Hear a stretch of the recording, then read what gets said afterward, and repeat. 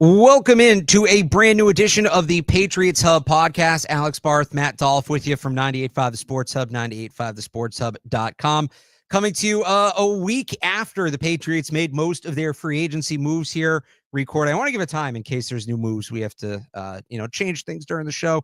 Just after 1 o'clock on March 17th. So happy St. Patrick's Day to you and yours as well. As we're just going to kind of go big picture here. So if you watched last week, we did sort of individual breakdowns on the Patriots signings. This will be big picture after the Patriots made a number of moves last week. And let's start there, Matt. Mm-hmm. There, we kind of talked about going in. Will this be more like 2021? Will this be more like last year when they didn't really do anything? And 2021 felt like a blunt approach. They just went out and added talent. The numbers are there this year. They definitely made a lot of signings, but I would say for the players they signed, it feels like there's more of a plan. Like you look at least the big name guys they signed, the majority of the top of this class, and it's guys that, Morgan Mozart, starting right tackle. Robert Spillane, you know where he's going to play. Carlton Davis, you know where he's going to play. Milton Williams, Harold Landry, like there's all clear-cut roles for these guys. So how did you feel about, we'll get into the moves they didn't make too, because that's obviously a big part of the story. But just how did you feel about the moves that they did make as a whole throughout free agency? The moves they did make, I thought, were really good. And right, yeah, like it's the whole picture of it. You got to look at what they didn't do. And so, like, if we wanted to grade the free agency so far, I'd put it somewhere in the average to maybe slightly above average range. But the moves they did make, I think it's really good. I think they, like you said, there's a plan there. There's a design to the guys they brought in. Like, I feel like everyone they brought in on defense, there's a specific role for them. They have an idea of exactly what they want to do with these guys. And we sort of talked about it in one of the videos we did last week, Barth, where in 2021, they're just like, let's throw money at whoever's out there. Right. And Bill Belichick was probably like, I'm Bill Belichick. I'll figure it out later. And they figured it out for a lot of them. For a lot of them, they figured it out, but a lot of it didn't work out as well. Jonnu Smith, Jalen Mills. Yeah, and so that's not to say that all of these moves are going to work out perfectly, but you at least look at guys like from Milton Williams on down to the Kayvon Chasen and Marcus Epps and Robert Spillane. Like you look at these guys, like you see exactly where they're going to slot in Vrabel's defense. And so, yeah, there's, especially on the defensive side, because that's where the majority of the signings were, there does seem to be a design, a plan for what they want to do with these guys. They know exactly what they want these guys to do. We'll see what they do, but we're not going into it saying like, oh, what the hell are they going to do with Robert Spillane? Like, what are they going to do with this guy or that guy? You know what they're going to do. This, you can see what the plan is there. And offensively, it's sort of the same thing, but like they didn't make just as many not as signings. much. Like you look at Morgan Moses. Yes, he's the veteran stopgap starting right tackle. He's going to be a leader. He's going to set a good example and hopefully give Caden Wallace time to develop into more of a long-term answer at right tackle. You see the plan at specifically right tackle. Pretty much every other spot on the offense we'll see. But even like Josh Dobbs, like you look at him, it's like, okay, now you can see what they're doing on offense, where if Drake May has to miss time, they probably don't have to change much of the offense. They could probably run more or less a similar or the same offense with Josh Dobbs. And Mac Hollins is a guy who's a Josh McDaniels guy from the Raiders. He's not that, Sorry, difference. I'm trying to fix that mic. Yeah, Bart's fixing there's all kinds of wires and mics here. Yeah. But yeah, like Mac Hollins was a Josh McDaniels guy with the Raiders. He's not going to be that difference making depth chart topping wide receiver that we're still waiting for, but you can see where he's going to fit in. He's going to block. He's going to line up at different parts of the field. He's going to catch you a few touchdowns. He's a big-bodied, red zone guy. And Josh McDaniels, that's a guy that he's worked with, and he sort of knows what he wants to do with him.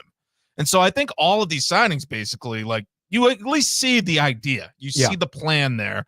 And look, there's still plenty of more work to do, but when you're talking about the moves that they did make, you at least see that there's an idea behind what they're doing, which is what I liked about it. Yeah, and especially on defense, like this is almost overnight they transformed this defense where the front is redone, and they had a couple of pass rushers. They have a more power guy in Landry. They got the speed rusher in Kayvon Chasen, who's going to be, I think, ideally what they wanted Josh Uche to be, a guy that probably won't. He's not going to play like 80% of the snaps, 90% of the snaps, but third down, obvious passing situations, he's out there. Pin his ears back. So you rework the front. You add Spillane in there next to Bentley to give you a little bit more of an athletic dynamic. You got two real big physical boundary corners to play man. They even added, and we'll see, this one's a little more of a flyer, but like has a chance to be a sneaky, really good signing. They signed Marcus Epps from the Raiders, who is a true free safety, which is something I've pounded the table for. Coming back from a torn ACL, he tore it early, so he's expected to be ready for camp, which is good. We'll see how he looks. He's 29 years old. So it's not like he's old or anything. But that's all three levels clearly checking boxes. Now, on the offensive side of the ball, they do still have their work cut out for them. Morgan Mo's a good signing. That's a need. Does it bother you at all? Because I've seen people say this, and I kind of go back and forth on it. Left tackle is left tackle, right? Right tackle was a need. Does it bother you they filled the right side while the left side wasn't filled? Because I know people will bring it up, Morgan Moses is a right tackle, period, full stop. The answer is not, well, Morgan Moses is good. Let's move him to left. He's played over 9,000 snaps in his career. About 300 of those have been at left tackle, and those were all in half of them were his rookie year when they needed him to play over there, and the other half were during the COVID year when everybody was playing everywhere because you lost half your roster the day before the game like that. It was a ridiculous season. So he's a right tackle, period, full stop. Does it feel weird to you that they filled the right side while the left side remains unfilled? As we record this, Cam Robinson's still a free agent, so maybe that changes, but well, to answer your question on the tackles, I look at them as sort of separate. Like, I don't look at Morgan Moses and say that bugs me because they filled right tackle and they still need the left tackle. They needed both spots regardless. So yes. I'm not looking at it like, well, I wish they got the left tackle and didn't fill the right tackle. I wanted them to get both. I needed them to at least find some kind of answer at both spots. And yes, they have an answer. They have a plan at right tackle. Left tackle, obviously still a huge work in progress. They got plenty of work to do there, whether it's free agency or the draft. And I think either way, like, I'm happy with what they did at right tackle. It doesn't bother me. It doesn't really affect what they haven't done at left tackle, the fact that they filled the right tackle spot because they needed both spots. And like, yeah, left tackle, look, Cam Robinson's still out there. Doesn't feel like he's going to be the guy getting that big, lucrative, long-term deal at this point because he didn't get it in that first week of free agency. So maybe he's a guy that's going to get that 1 year prove-it deal, a short-term deal, maybe a 2-year deal. Like, yeah, I'm still palatable to that, Barth. And I know, like, people look at Cam Robinson, they look at the numbers last year. He had a bad playoff game for the Vikings. He was traded mid-season. Like, there's issues there. And so people say, like, is he really better than Vidarian Lowe? Well, here's how I look at it, Barth. Cam Robinson and Vidarian Lowe is better than Vidarian Lowe, and God help us who's going in there if Vidarian Lowe can't play. Like, you need at least a body there. And so I'm not saying it has to be Cam Robinson, but DJ Humphries is still out there. Tyron Smith is still out there.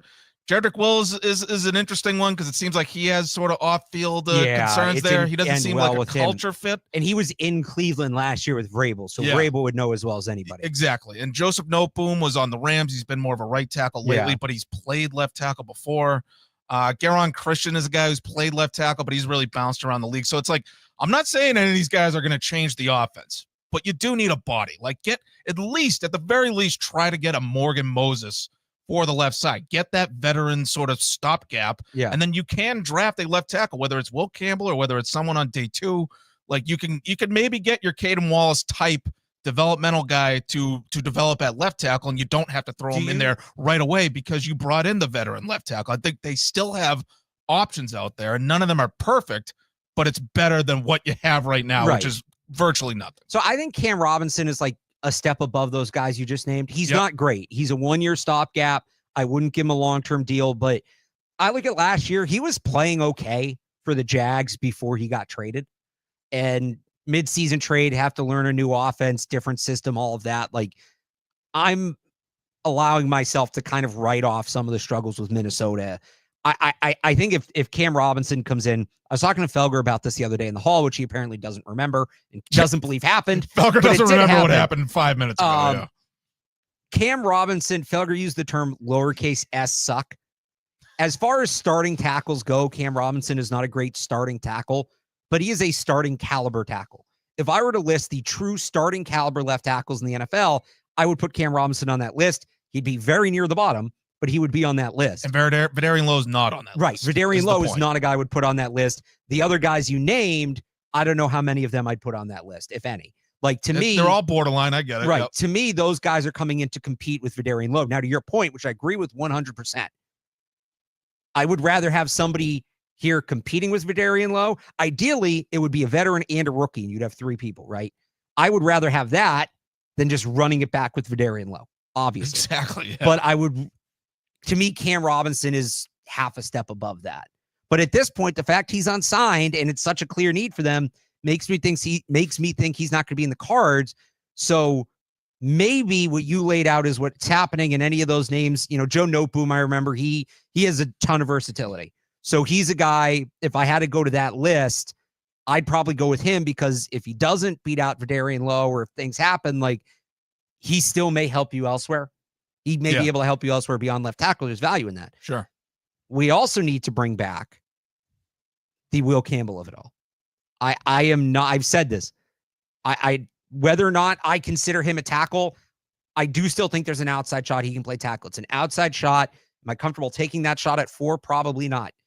But if I'm just going to put my prediction hat on, and this is just guessing what they will do, regardless of what I think or I want them to do, I don't think the door is shut for Will Campbell at 4 to be their left tackle. Now, there has been this kind of undercurrent. If you're really in the draft weeds, you've noticed this. But I did manage to bring it up on Zolak and Bertrand and Felger and Maz the last 2 weeks. Is this what you were telling me off the air? Yeah. So basically, this is where it gets really dense.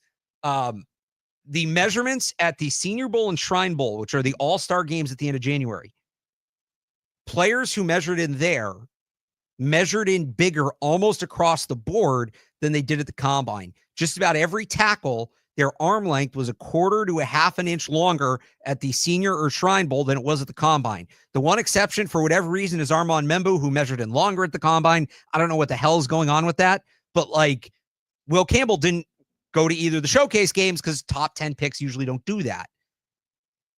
Maybe Will Campbell's 32 7/8. Maybe he's 33 flat. If the combine measurements were Fugazi, right? He'll have his senior day next week. He'll measure in there. So maybe we get a little more info. Whether we do or not, like, are you seeing how this is all played out? Is the door back open for you for Will Campbell at 4 as a left tackle? Well, this is great, Barth, because what's better than getting in the weeds on combine measurements, getting in the weeds on combine measurement controversy? We have a controversy with measurement controversy. Do they just not know how to read a ruler? Would be my question. Are they misreading the? You know how like a little plastic ruler has the little margin on the end, right? And the measure. Are they misusing the measurement? That would be my question. Like, that 1/4 inch can mean a lot in NFL measurements. That I have no idea. I don't think the league has said anything about it. I like Beatles' point. I don't need to watch the lineman run the 40. I'll believe you on the 40. Show me the arm measurement. Yeah, I think it was one of them bring out like the chains. Bring out the chain measurement for the arm. So whether you think he might have longer arms, whether you think 33, whether you think his measurement was correct, are you more open seeing what is left? Ronnie Stanley goes back to Baltimore, and Jalen Smith, right, the backup tackle for the Niners, gets like $12 million a year, whatever it was. Are you more open to the idea now of Will Campbell at 4 as the Patriots left tackle? I'm more open to it if you can sort of sell me on the 33-inch thing. Like if there's a reasonable theory out there. It sounds like we're theorizing, but based on these discrepancies in the measurements, I guess it's not a theory. The measures are listed differently. Okay. So why we don't know. With Will Campbell, it's a theory because he only has the combine. Yes, we don't have any yet. So, we don't have anything compared to yet.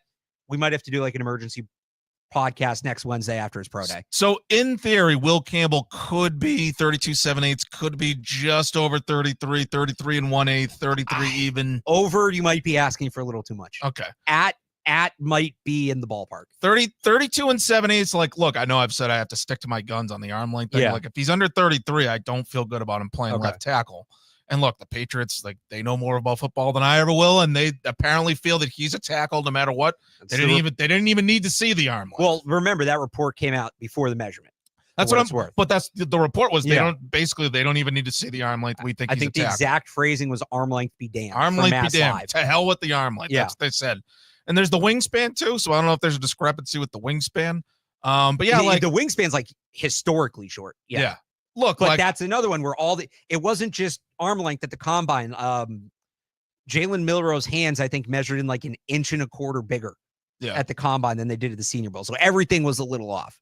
So I mean, look, I'd be less nervous about it if we can buy into this theory that he could be around 33 inches, and they wanted to be the left tackle. They believe in him. They have Doug Marrone. They have all that. And look, he does have great size. He's athletic. Seems like he's got a great, football character, all those things. Like, he's got it's more than just the arm length with Will Campbell. Honestly, if it wasn't for the arm length, he's clearly the pick at 4, and I don't think we're Yeah. discussing it.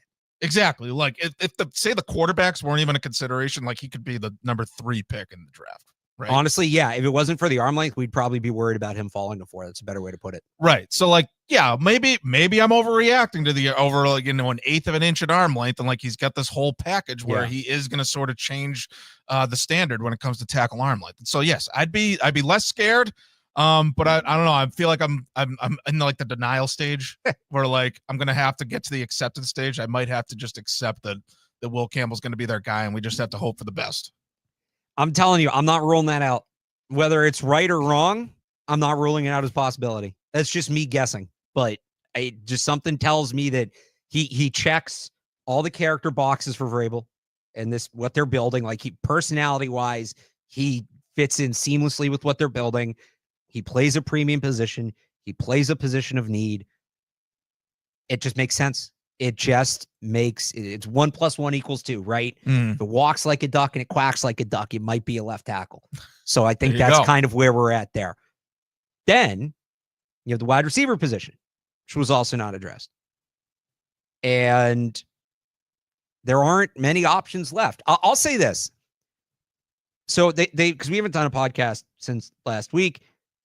I was a little disappointed they missed out on Metcalf. And maybe he didn't want to come here. I don't know, but I thought that was a contract they could have matched, a trade they could have matched. Higgins, they were never getting. We talked about it because it was out there, but just personally, I never thought it was realistic. And now we know that's off the board. He gets the extension late last night. Would have felt like a Christmas miracle if they got Higgins. I didn't. How do I want to phrase this? Because like I know I'm going to get attacked for this take, but I don't think it's what happens on the internet, Barth. I don't think these two things should be mutually exclusive. Like I am fully acknowledging they need to do more on offense and they need to do more at the wide receiver position to help Drake May.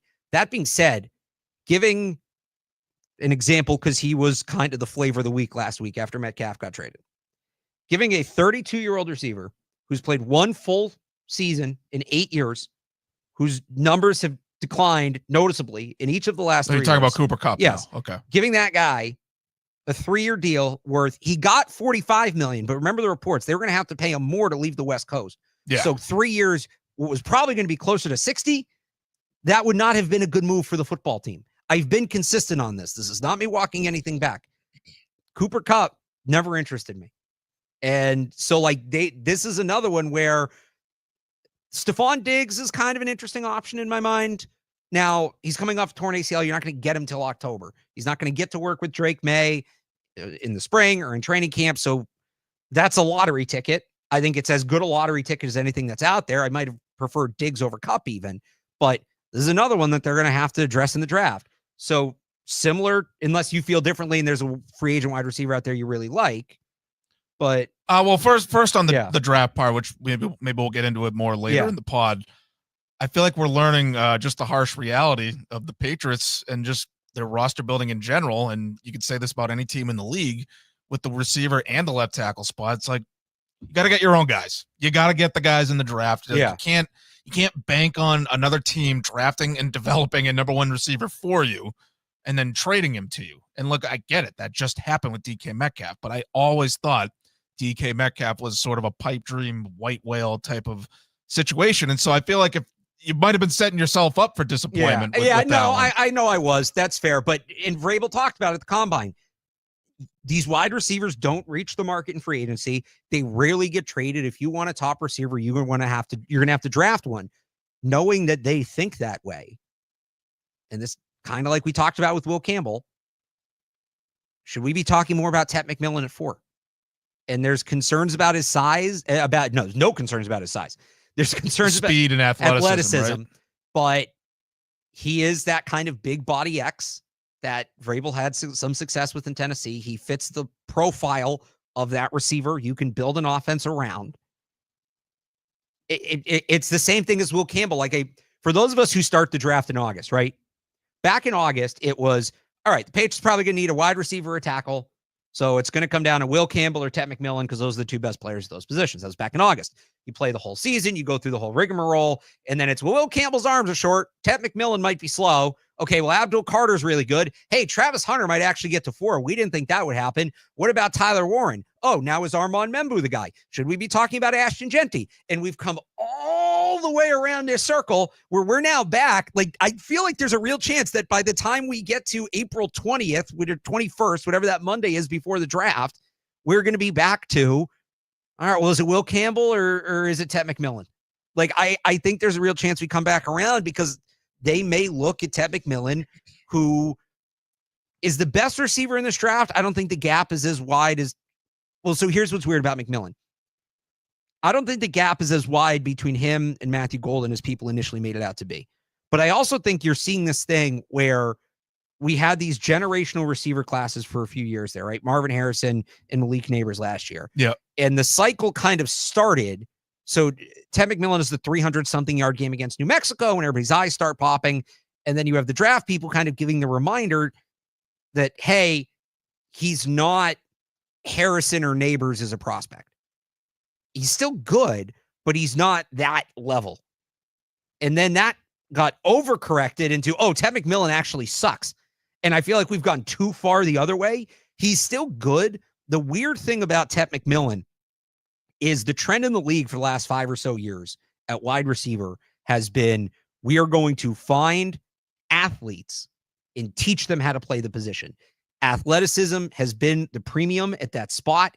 And if a guy's not as good of a route runner or his hands aren't good. DK Metcalf. Right. He's big. He's fat. Well, DK Metcalf is one extreme. And then you have Quentin Johnson on the other side of that.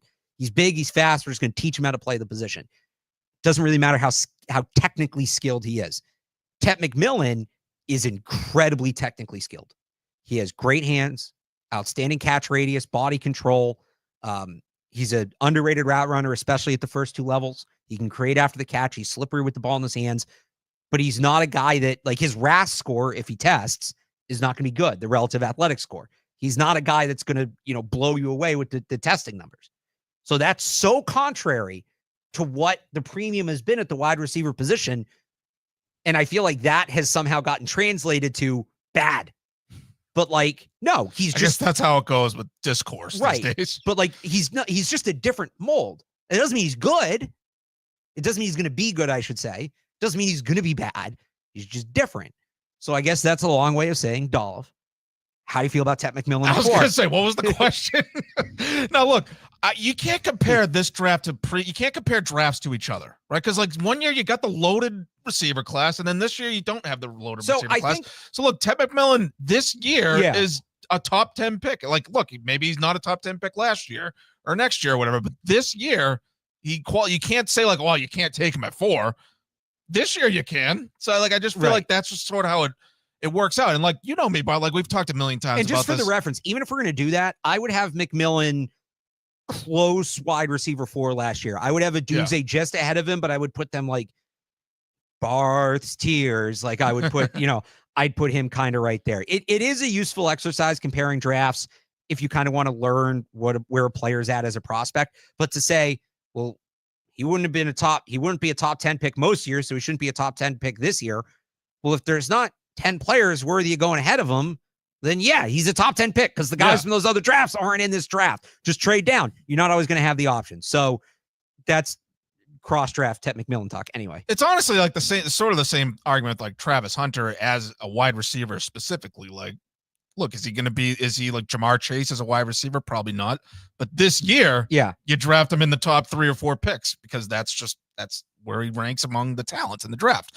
But just to finish my point, it's that I always thought speed little overrated when it comes to receiver. And I don't want to say athleticism is overrated because you want to have athletes, but look, Jamar Chase didn't have to be taught how to play receiver. Right. He has everything. He has the size, he has the speed, he has the athleticism, and he knows how to catch the ball. The reason I like Tet McMillan is because, and why I'd be less concerned about him being not as athletic as, the comparison Patriots fans will make if they draft Tet McMillan is N'Keal Harry. It's already going on in the comments. He knows how to play the position and catch the football like an NFL wide receiver. He is a better route runner at this point, significantly than Harry. And that doesn't mean he'll be better, but he is a better route runner right now than Harry was coming out of college. And he's got the hands. He knows how to catch the football. And so is he going to have the separation of a Jamar Chase? No. Does he have the speed that you want as that true number one elite wide receiver? Not necessarily. But this team this year, he's a top 10 pick. For this team, he'd probably immediately be their number one receiver. He'd certainly be the starting outside receiver, I would say, at this point.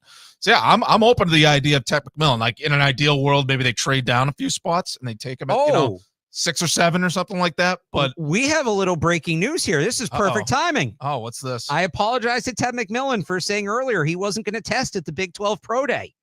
According to multiple, I'm trying to find like one of the big ones to read it off of, but according to Jordan Schultz, Ted McMillan, scouts clocked him. This is unofficial, so this can change.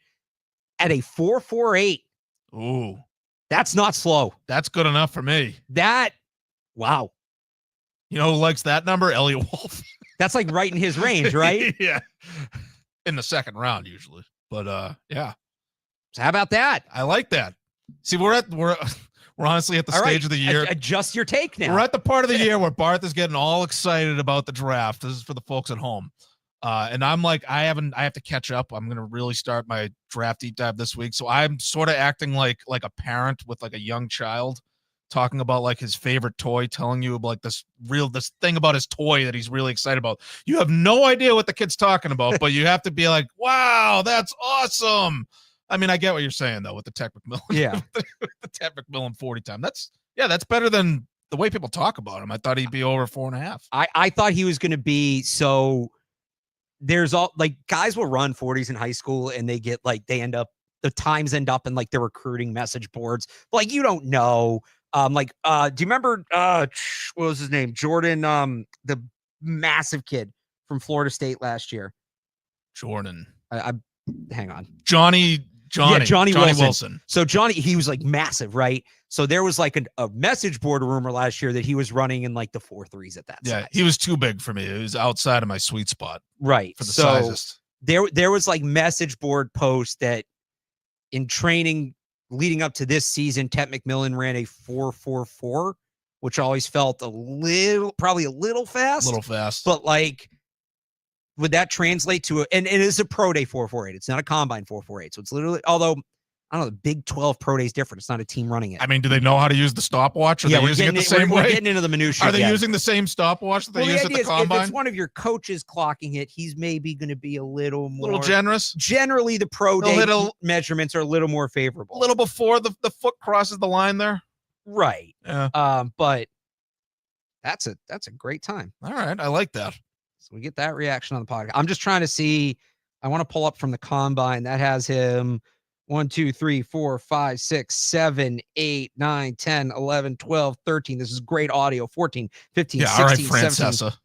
That would have had him as the 19th fastest receiver in a group at about 30. So he's like average speed, which the average speed is fine. If you know how to run around and catch the ball. For everything else he does, as I've said, Felger mocked this, but this was kind of my description.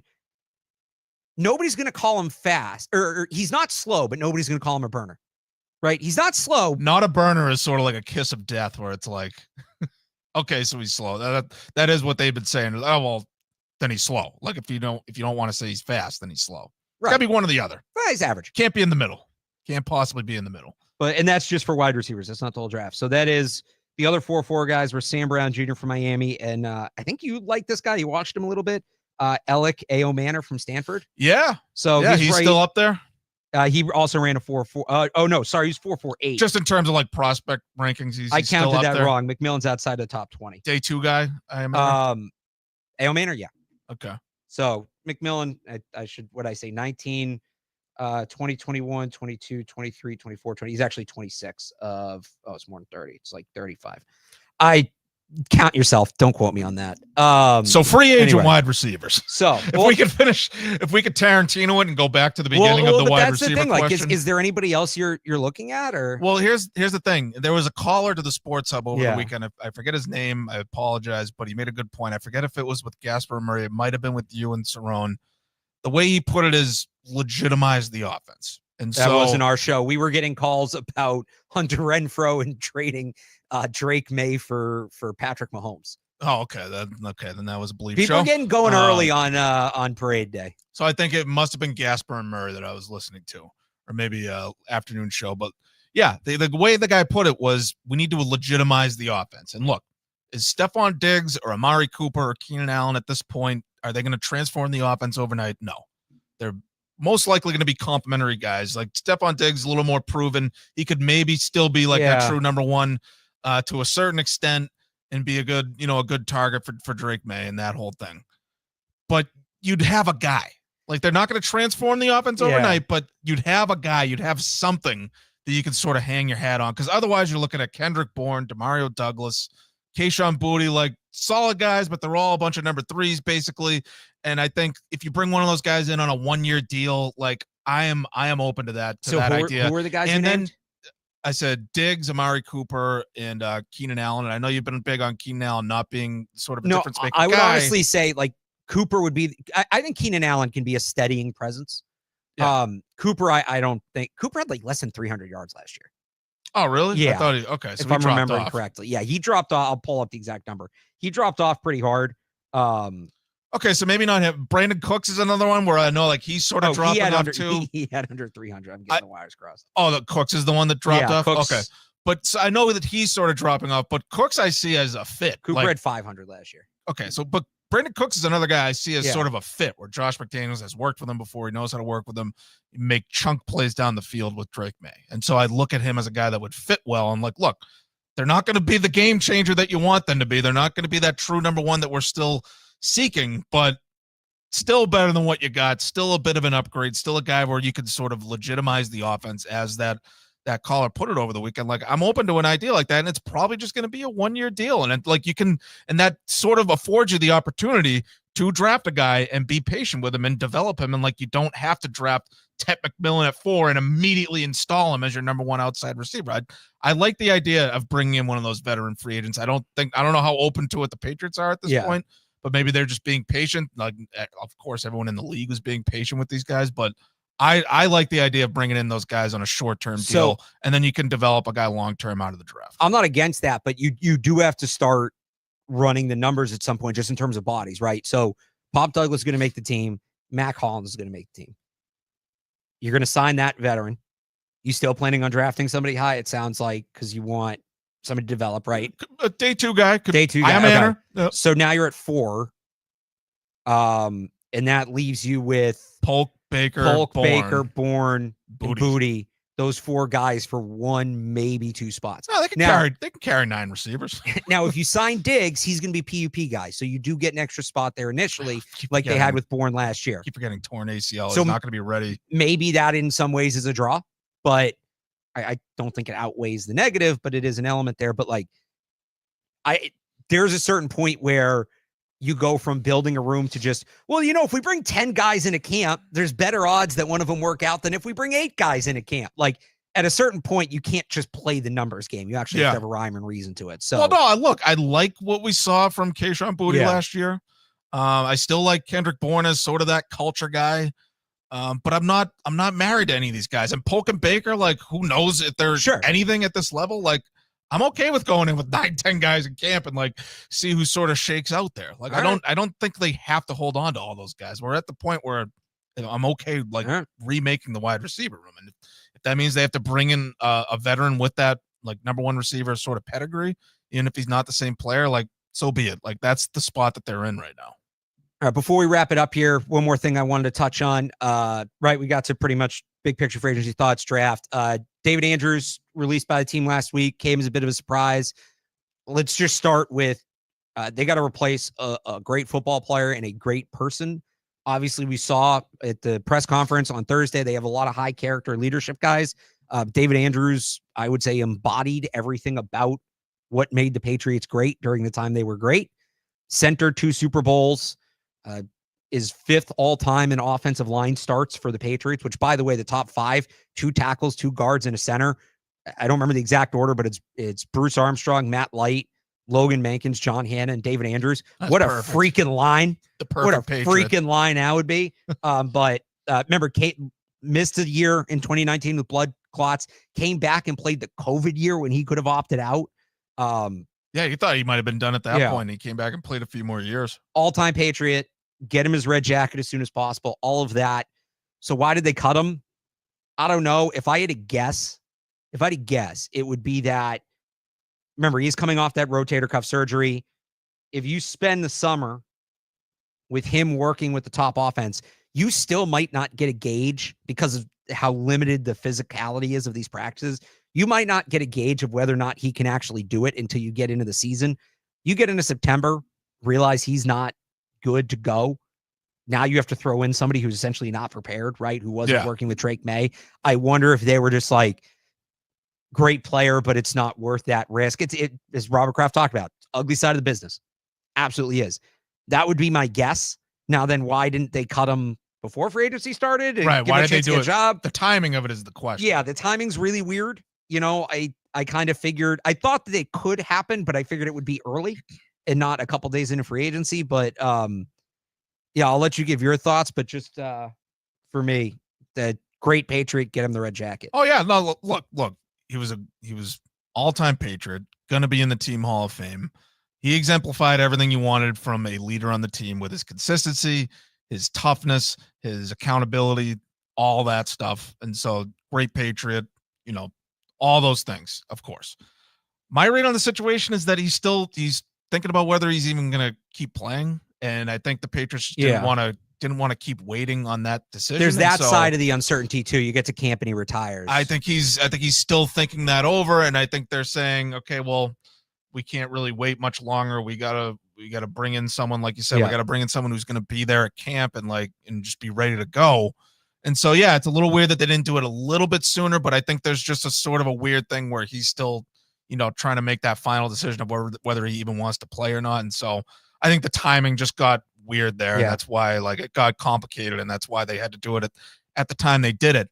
But yeah, like it's a little surprising because of all those leadership things like that, you know, if he decided he wanted to play, I'd be surprised if they didn't keep him around for all the things that Mike Vrabel wants. Like he wanted all those qualities that David Andrews brought to the table. And so that made it a little surprising, but I think the whole decision of whether he's going to play or retire is sort of what complicated things with the timing and all that. But yeah, like there's Mike Reese mentioned in his latest article that they might be looking at Garrett Bradbury if and when he gets released by the Vikings. And so they're looking for. Say you wrote about potential centers on 98.5 thesportshub.com. You got any names? Well, Connor McGovern, who is not to be confused with Connor McGovern, who plays for the Bills. You're talking about the AFC East Connor McGovern, right? Yes, yeah. No, yeah. Connor McGovern with the mustache, who played for the Jets, is an interesting option to me.